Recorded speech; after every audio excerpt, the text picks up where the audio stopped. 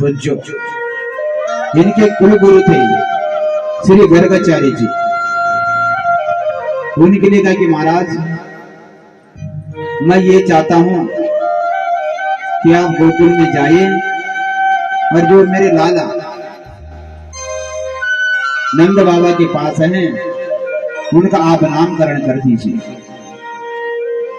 तो आज श्री गर्गाचार्य जी महाराज जो हैं जैसे गोकुल में गए, नंद बाबा से भेंट हुई। नंद बाबा ने कहा कि गर्गाचार्य जी महाराज आपका नाम मैंने बहुत सुना है कि पूरे ब्रिज में जो है आपसे बढ़कर विद्वान कोई नहीं है।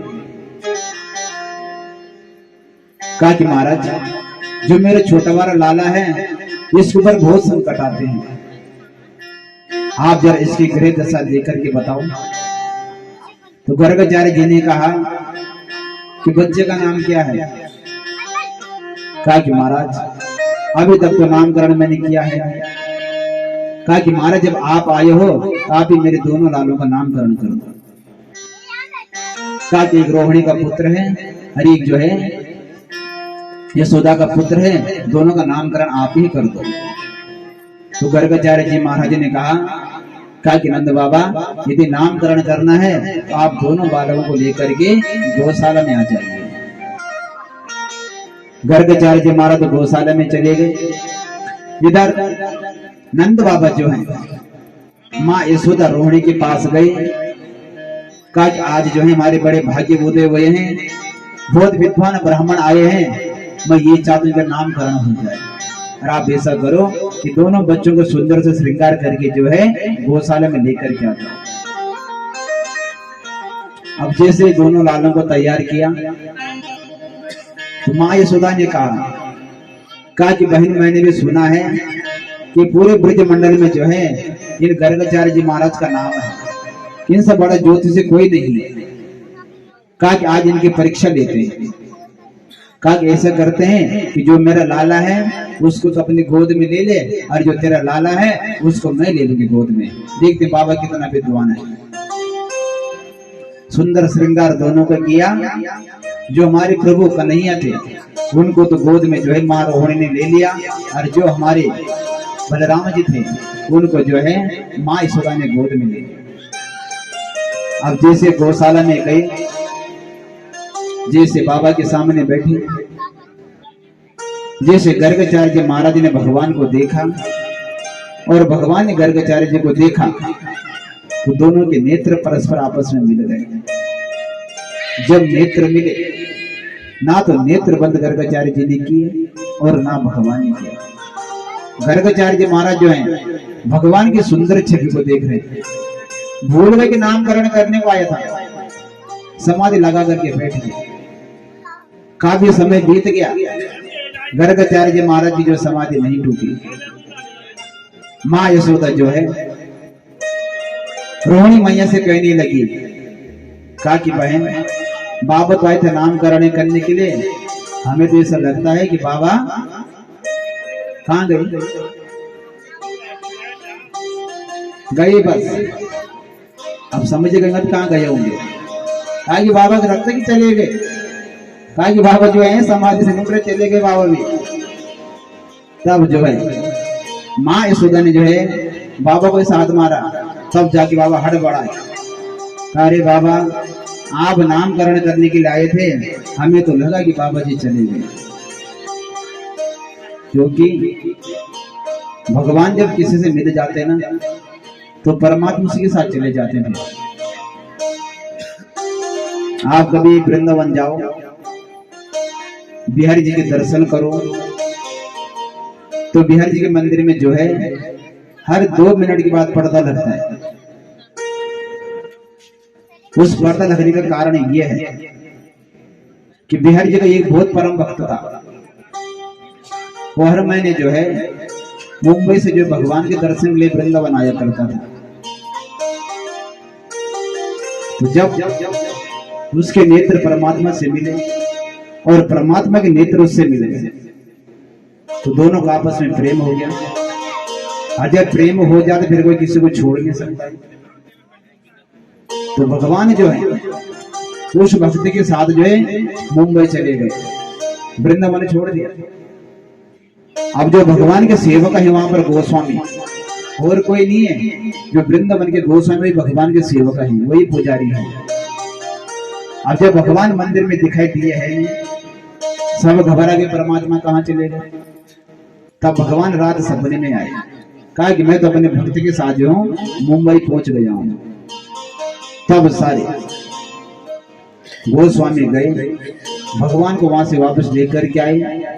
तब भगवान का गोस्वामी के लिए सुनो, अगर आज के बाद मेरे नेत्र किसी भक्त से मिल गए, यदि मैं यहाँ से चला गया तो पुनः वापस नहीं आऊंगा। कहा कि आज के बाद जो है हर 2 मिनट के बाद जो है मेरे दरबार का पर्दा लगना चाहिए। इसीलिए जो है कभी भी जावा, आप ये मत कहने कि मैं यहाँ से कोई कहानी बना रहा हूँ। यदि आपको विश्वास ना हो रहा हो, आप कोई वृंदावन जाओ दर्शन करना, तो आपको मालूम पड़ जाएगा। तो हर 2 मिनट के बाद पर्दा लगता ही रहता है, क्योंकि कहीं भगवान फिर वहां ना चला जाए। क्योंकि भगवान परमात्मा वृंदावन में साक्षात प्रकट हुई है, भगवान की परम धरा है। तो कहने का मतलब ये है कि गर्गाचार्य महाराज के जो है भगवान से नेत्र मिल गए। जब जाके कहा कि महाराज इन बच्चों के नामकरण कर दो। कहा कि हमारे बच्चे हैं। जैसे गर्गाचार्य जी ने देखा, समझ गए कि मेरी परीक्षा ले रही है, कहने लगे अयम ही रोहिणी पुत्रो रमयन् सुहृदो गुणे आज्ञास्यते रामयति बलादिक्या बलं विदो भवने सन्ति नामानि रूपाणि च सुतस्य वे गुणकर्माणि रूपाणि तान्यहं वेदनो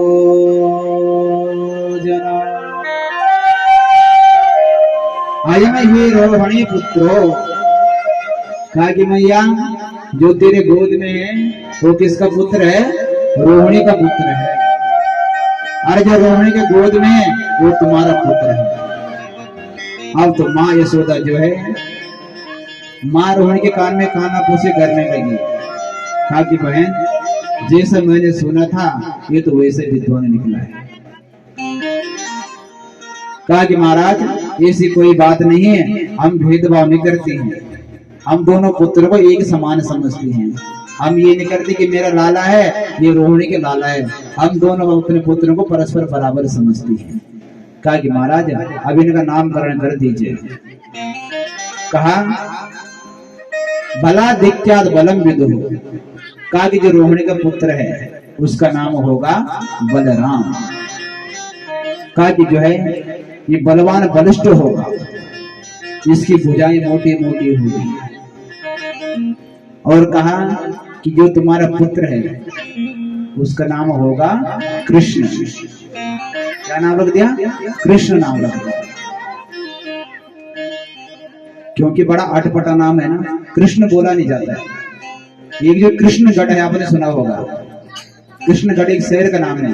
तो लोग क्या कहते हैं कृष्णगढ़ कहते हैं, वहां के कृष्णगढ़, वहां का जो नाम वो कृष्णगढ़ नाम है। तो क्योंकि भगवान ही टेढ़े हैं, कहीं से सीधे देखिए आप लोग टेढ़े हैं। आप भगवान के मंदिर में जाकर भी प्रतिमा देखना टेढ़े खड़े होंगे, कहीं से भी सीधे नहीं है। और जब वही टेढ़े तो फिर नाम भी टेढ़ा ही होगा। कहा इनका नाम कृष्ण होगा।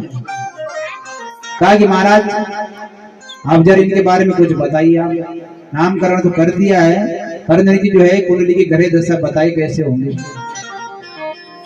तो कहा कि जो है कुंडली की ग्रह दशा ये बता रही है कि जो छोटा लाला है बड़ा नटखट होगा और चोर भी होगा। जैसे चोर नाम लिया मैं ये तो बेचारी घबरा गई। कहा कि काय की चोरी करेगा? कहा सोने चांदी की करेगा? कह कि नहीं नहीं, कहा कि काहे की करेगा? कहा कि माखन मिश्र की चोरी करेगा। कहा कि छोटा मोटा चोर नहीं बनेगा, कहा कि चोरों का सरदार बनेगा। हरि नामकरण होर कर दिया, हरि हरि नाम में रख दिया। हरि इसलिए रखा है कहा कि केवल माखन मिश्र की चोरी नहीं करेगा, अपने भक्तों के चित्त को भी चुराएगा। नामकरण कर दिया। गर्गाचार्य जी महाराज तो मथुरा वापिस आ गए। अब जो है दोनों लालों को लेकर के भवन में गए। अब जो है मैया कहने लगी कि भाई बाबा ने तो नाम बड़े अटपटे रख दे, मेरे से तो बोला नहीं जाएगा। तो कहा कि जिसका नाम बलराम है इसका नाम होगा बलवा, और जो कृष्ण है इसका नाम होगा कनवा। प्यार के नाम रख दे। हम माता भी रखती हैं, आपने अपने बच्चों के नाम प्यार के रखे होंगे। अब जैसे पंडित जी ने नामकरण कर दिया कि भाई नक्षत्र के प्रथम चरण में, द्वितीय, तृतीय, चतुर्थ चरण में जो है अक्षर से नाम निकला है, तो पंडित जी ने तो लिख दिया। अब माताओं ने देखा नाम पसंद नहीं आई। अब पंडित के प्रथम चरण में अक्षर से निकला है तो हमने राम रख दिया। तो क्या कहेंगे? ये तो बहुत पुराना नाम है, अच्छा नहीं लग रहा है। अच्छा किसलिए नहीं लग रहा? कि भगवान का नाम लेना पड़ेगा, राम राम बोलना पड़ेगा। तब माता क्या करती हैं? अपनी तरफ से नामकरण कर देती है, जिससे कोई अर्थ ना हो ऐसा नाम रख देती है। इसीलिए जो है जो नामकरण हो प्यार के नाम में रखनी चाहिए। हम ये नहीं कहते प्यार के नाम मत रखो, पर प्रेम के नाम ऐसे जो भगवान से मिले जुड़े हों। क्योंकि परसों किसी कथा अजामिल की कथाएं थे ना, उसने किसका नाम लिया था मरते समय? किसके लिया था? सुनी थी कथा किसी ने परसों? बस खाना खाया बाद में नमक मिर्च कैसा था वो मुझे मालूम है। हाँ क्या था? नारायण। नारायण नाम लिया था तो भगवान को धाम को चला गया। पापी था पर फिर भी भगवान का धाम मिला उसे। इसीलिए यदि मरते समय बच्चे का नाम में ले लोगे तो में तरजा बोले श्री कृष्ण कन्हैया लाल की। आज मैया ने जो है प्रातः काल उठी, दोनों लालों को बड़ा सुंदर श्रृंगार किया। कन्हैया को पीत वस्त्र पहनाई, आंखों में काजल लगाई, पांव में घुंघरू पहनाए और मुकुट धारण कराया, गले में वैजयंती की माला पहनाई और बलराम जी को नीले वस्त्र धारण कराया। क्योंकि हमारे कन्हैया कैसे हैं? सांवले हैं। क्योंकि कल जो हमारे कन्हैया बने थे, जिनका कल जन्म हुआ था, वो कैसे थे? सांवले थे, ठीक नहीं थे? सांवले। और हमारे बलराम जी कैसे हैं? गोरे हैं। तो सांवले को पीत वस्त्र पहनाया और जो गोरे हैं उन पे नील वस्त्र पहनाया। तो जो गोरा व्यक्ति होगा यदि नीले वस्त्र पहनेगा तो बहुत सुंदर दिखाई देगा। तो नीले वस्त्र पहना दिए। काले नवरजता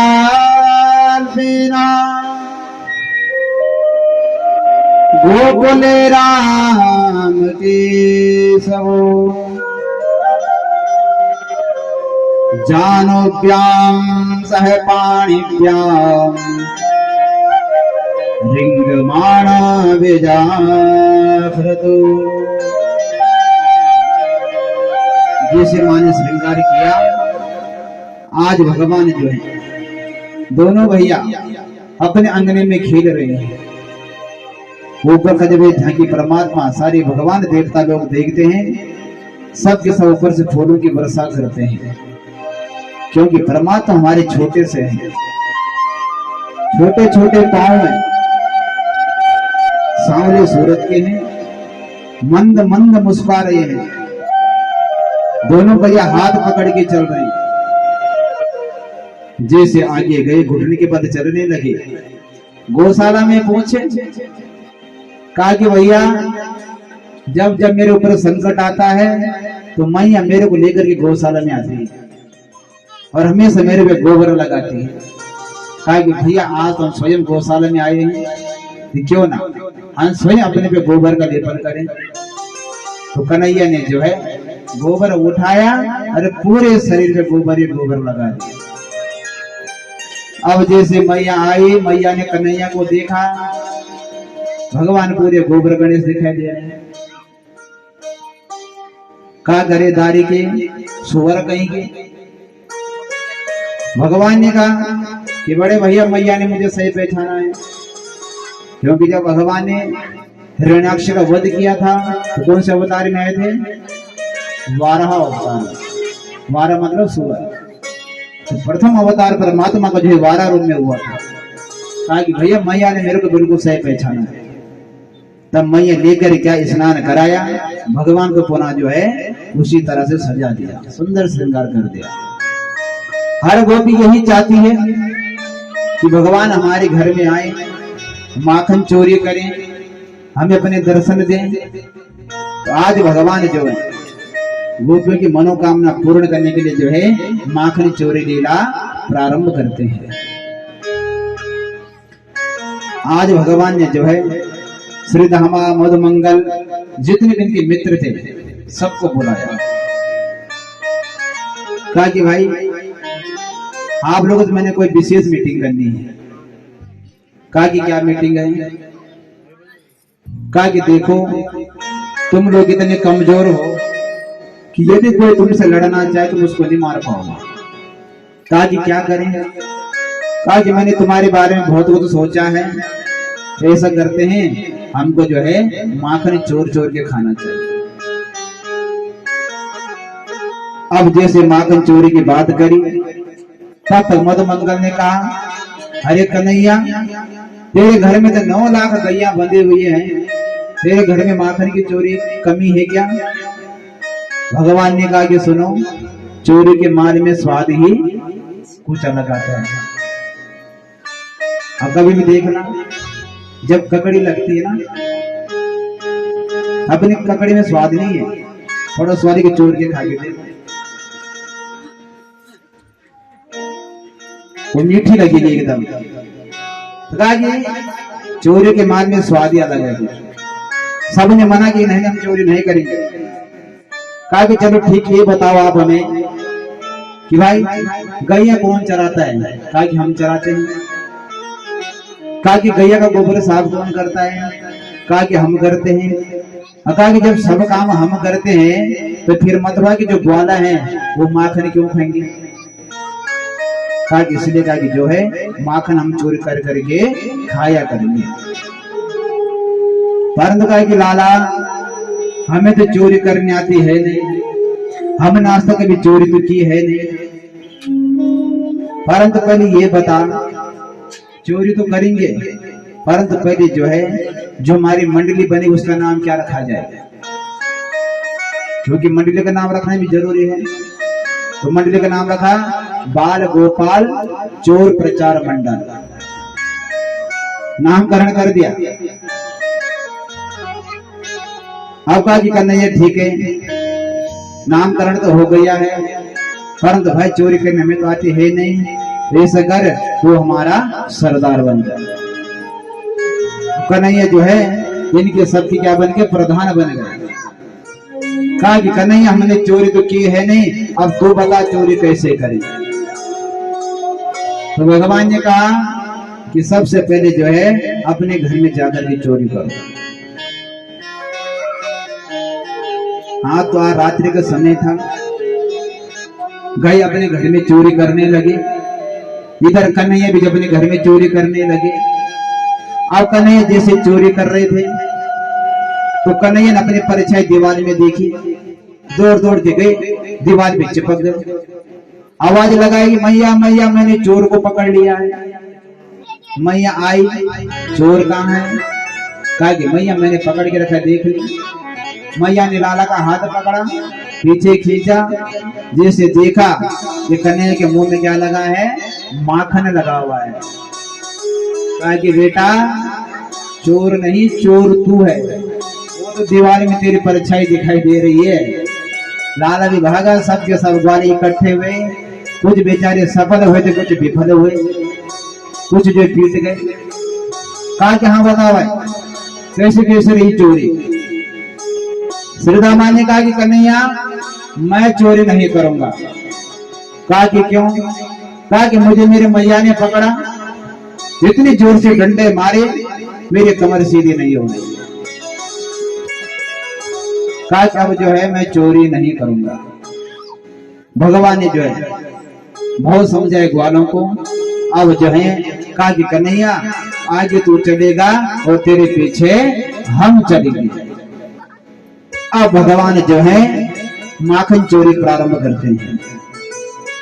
आज गोपी ने क्या किया, सारी गोपी इकट्ठी हुई और माँ यशोदा के पास पहुंच गए। माँ यशोदा का आवाज लगाई कि बहन बाहर आओ। जैसी माँ यशोदा बाहर आई, कहा कि बहन तेरा कन्हैया कहाँ है, तो उसको भी बाहर बुलाओ। जैसा कन्हैया बाहर आया, कन्हैया समझ गए कि आज गोपी मेरी शिकायत करने के लिए आई है। तो भगवान ने जो है अपना सर नीचे झुका दिया। कहा कि बहन इसके लिए वो अपना सर ऊपर करे, हम तेरे कन्हैया की शिकायत करने के लिए आई है। गोपी जो है शिकायत नहीं, वो परमात्मा के दर्शन के लिए आई है। कहा कि पहले एक गोपी बोलेगी, फिर दूसरी बोलेगी, फिर तीसरी बोलेगी, एक साथ कोई नहीं बोलेगा, सब अलग अलग बोलेंगे। कहा कि जितना समय लगेगा उतनी देर तक जो है हम कन्हैया के दर्शन करते रहेंगे। अब गोपियां कहने लगी वसान मुंचन क्वचित समये क्रोध संजात हास्य ध्येयं स्वाद्यद्वया कल्पते योगे मरकालोक्यं विभजति स चेनाति भाण्डम् भिन्यन्ति द्रव्यलाभे ग्रहकुपितो यातोऽप्याक्रोश्यतो।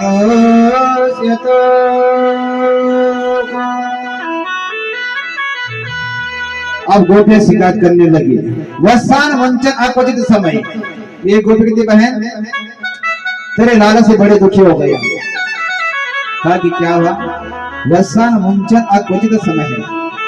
कहा कि तेरे लाला जो है किसी भी समय आता है और बछड़ों को खोल देता है। मैया ने कहा बहन ये तेरी मदद करने के लिए आता होगा, वो अकेले काम करती है तो मैं थोड़ा तेरी मदद कर लूं। कहा ऐसी बात नहीं है। कहा कि तेरा लाला जो है एक दिन आया, सुबह का टाइम था और मैं गाय का दूध जो है दो रही थी।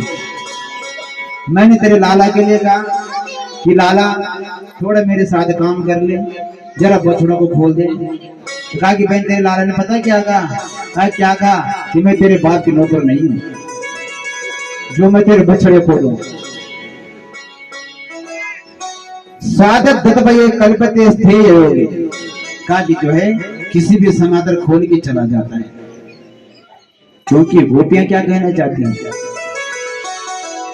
परमात्मा जो हमें संसार के बंधन में बंधे हुए ना, ये भी एक रस्सी है। हम इस रस्सी से निकलना नहीं चाहते हैं, हम इस रस्सी में बंधा हुआ रहना चाहते हैं। तब परमात्मा आते हैं, वो किसी न किसी बहाने से जो है हमको लेकर के यहाँ से चले जाते हैं। गोपी यही भाव प्रकट करना चाहती है। तो मैया ने कहा कि बहन यदि आज के बाद मेरा लाला ऐसा करेगा तो मुझे बुलाने इसको पकड़ देना। तब तक दूसरी गोपी कहने की बहन जरा मेरी भी सुन ले। कहा कि बहन तुम भी सुनाओ, हम तो इसीलिए खड़े हैं और आप भी सुनो, हम बोलने के लिए बैठे। कहा कि बहन जरा हमारी भी सुन लो। कहा कि कहो। कहा कि बहन एक दिन की बात है, जब तेरे लाला ने माखन चोरी की, मैंने उस दिन कुछ नहीं कहा, परंतु मैंने सोचा कि भाई जब ये लाला चोरी कर करके खाता है तुम इसको बिठा के खिला। कहा कि बहन मेरे घर में जितने भी मटकियां थी माखन की, मैंने सारी मटकियां उठाई और अंगने में जाके रख दी। बहन तेरा लाला आया, जो इसके मित्र थे वो भी आए और इन्होंने माखन खाया। जब इनका पेट भर गया उसके बाद बहन नहा जाने इसने कहां से इतने बंदरों को बुलाया, उनको भी खिलाया। कहा कि फिर बाद में तेरा लाला आया, मटकी को उठाया और नाक से सूंघा। कहा कि तब तेरे लाला ने कहा, अरे ये सड़ा हुआ माखन रखा हुआ है। कहा कि बहन तेरे लाला को खिलाए तो भी परेशान, ना भी खिलाए तो भी परेशान है। तब तक जो है तीसरी गोपी ने कहा कि बहन थोड़े मेरी भी सुन ले। कहा कि सुना बहन। कहा कि बहन जब तेरे लाला से दुखी हो गई थी बहुत ज्यादा, तो मैंने जो है रस्सी में जो मटकी को बांधा और ऊपर लटका दिया कि भाई इतना बड़ा तो तेरा लाला है नहीं, तो मटकी से माँ को तो निकाल नहीं सकता है। कहा कि मैंने सारे दरवाजे बंद कर दिए। तेरा लाला आया, तेरे लाला ने अलमारी को खोला, खिड़की खोल के अंदर गया, औरों को भी बुलाया। कहा कि नीचे सिरधामा, फिर मधुमंगल, फिर हौर मित्र और सबसे ऊपर तेरे लाला। तेरे लाला ने जो है हाथ में डंडा उठाया और मटकी पे मारा, मटकी को अच्छे और सारा माखन नीचे टपक गया। तेरे लाला ने भी खाया और औरों ने भी खाया। मैया ने कहा कि बहन अगर आज के बाद पकड़ा गया तो मेरे को बुलाना। जैसे मैया अंदर जाने लगी, अब तो एक गोपी ने कहा बहन थोड़े मेरी भी सुन ले। कहा कि सुना बहन, तू भी सुना ले। कहा कि बहन जिससे घर में माखन है वो भी परेशान है, और जिससे घर में नहीं वो भी परेशान है। माँ एक नजर तो लाला की तरफ देखती है, लाला का मुंह एकदम फूल गया, काले काले से गाल हो गया रसगुल्ले के जैसे। जो आंखों में काजल लगी हुई, लाला की जब आंसू आते थे लाला अपने हाथों से ऐसा करता था, तो नेत्र भी काले हो गए। तो मैं ये सोचने लगी इतना छोटा सा लाला है मेरा, इतना नटखट हो गया है। एक तरफ से तो गुस्सा आता है, परंतु दूसरी तरफ से लाला पे प्रेम भी आता है। अब जब चौथे गोपी ने कहा कि बहन मेरी भी सुन ले। कहा कि कहो। कहा कि देख बहन मेरे पास तो ना गाय है, जब गाय ने तो बछड़े कहां से होंगे। कहा कि मेरे घर में माखन नहीं है। कहा एक दिन रात को तेरा लाला आया, मेरे घर के सारे कमरों में जाके देखा, इसको कहीं माखन नहीं मिला, तो गाली देने लगा, ये घर है कि शमशान घाट है। कहा कि जिस कमरे में जो मेरी लड़की लेटी हुई थी चरपाई में, उस कमरे में गया और जो मेरी लड़की की चुटिया नीचे लटकी हुई थी, इसने जो है चरपाई के पांव में बांध दी। कहा कि तब तेरे लाला ने पता क्या किया। कहा कि क्या किया। कहा कि मेरी लड़की कान में क्या कहा, हवा। कहा कि जिस हवा कहा मेरी लड़की तो डर गई और चिल्लाने की मैया मेरे को हवा ने पकड़ दिया, हवा ने पकड़ दिया। कहा कि चोटी जो लटकी रह गई। कहा कि बहन जब मैं बाहर के भाग आई, मैंने बाहर आकर के देखा कि तेरा लाला जो है बाहर भागते हुए जा रहा था, तो मैंने कहा कि बहन अपनी बेटी के लिए। कहा कि कोई हवा नहीं, ये पूरे ब्रजमंडल में जो है एक ही हवा घूम रहा है बस। ये जो नंद का लाला है ये हवा बन के इसने सबको दुखी करके रखा हुआ है। तो कहा कि बहन हमारे घर में तो माँ का हम भी दुखी है, जिससे घर में नहीं वो भी दुखी है। अब तो मैया ने कहा कि बहन मेरे घर में माखन मिश्र की कमी तो है नहीं, परंतु यदि आज के बाद पकड़ा गया इसको जो है अपने पास रखना, मुझे बुलाना दिया। अब तो सारी गोपियां शिकायत करके चली गई। हर गोपी यही चाहती है कि भगवान जो मेरे घर में आए और माखन की चोरी करे। वो तो केवल शिकायत करने नहीं गई थी, वो तो केवल भगवान के दर्शन के लिए गई थी। हर गोपी